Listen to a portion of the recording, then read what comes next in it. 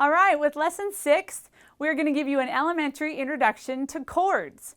Playing chords on the lower manual happens a lot in our literature, so we need to practice it early. You'll see the symbols on this exercise are a little different. There'll be capital letters, there'll be small letters, and one of them even has a little circle. These represent major chords and minor chords. And where I don't need you to have a great theoretical knowledge of all these right now, I do want you to be aware what you are playing. We're going to do 2 different intervals, all with double vertical strokes. Your left hand is going to stay at a third the whole time. Your right hand is going to stay at a fourth the whole time. And we're just going to move up the keyboard in a stepwise motion straight up to the highest C major chord and back down again. But each one of these represent a chord structure within the key of C major. Eventually, you'll want to be able to do this throughout all the key signatures. But since we're just focusing on the lower manual in this lesson and in this section of the book, we're just going to hit the white note chords.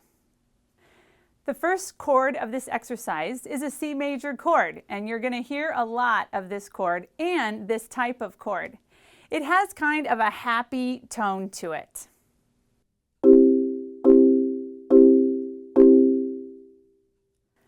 My main interest in knowing that this is a major chord is so you can start to develop a sense of what that sounds like.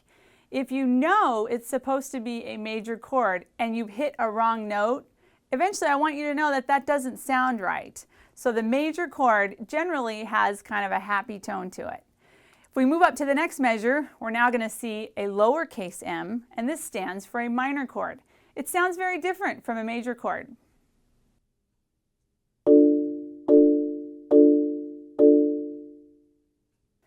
This is often associated with more of a sad tone. It doesn't quite have that happy flavor that the major chord had, and is often represented in a more when you're trying to get more of a sad concept across. The next chord we're going to do is also minor, and it's the E minor chord.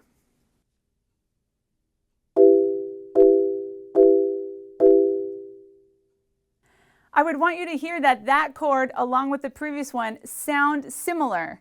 They're different notes, but they do have kind of the same thought or the same feeling behind them. We're going to return to a major chord next. This is the F major chord, and it should remind you of that C major chord.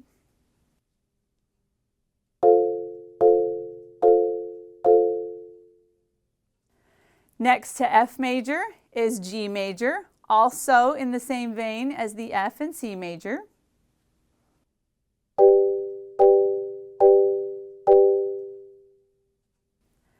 After that will be an A minor chord.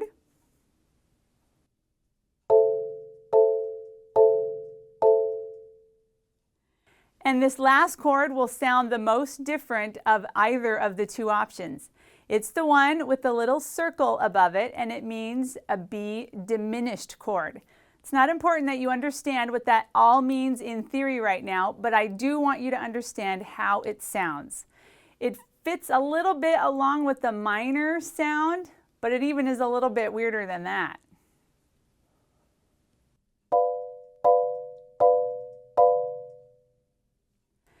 And then we end on the top octave with the C major chord again.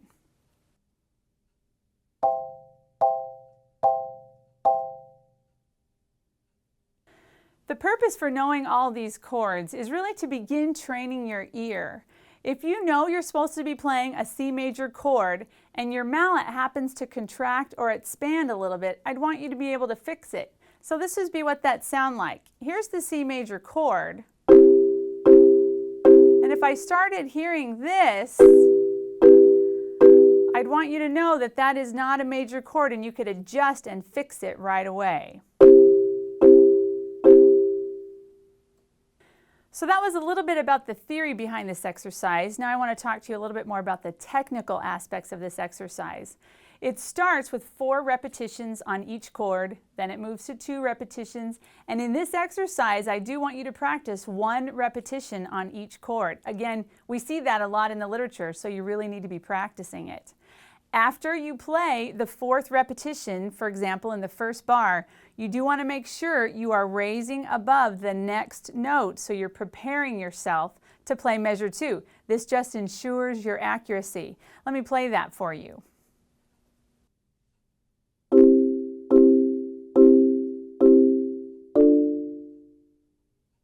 The most difficult part of this exercise is definitely when you have to do the single repetitions on each chord. Because you have different intervals in each hand, the hands don't feel exactly the same. And it's easy to try and make the right hand condense down to match the left hand's interval, which will get you wrong notes. So when you only have one repetition, you can't fix the chord once you've played it. You'll need to play this really slow at first to make sure you're really locking those intervals at the proper places. When I say the word locking, make sure that you don't really grip so hard that you're creating a lot of stress. There's a fine line between hanging onto the mallets comfortably and strongly than moving on to something that is really, really tense. I certainly don't want your hands to be really tense, and again, to see all that white. You do need to grip strongly, that's probably the better word, so that the intervals just don't move all over the place, or you're going to get a lot of wrong notes. Let me play you the single repetition bars nice and slow.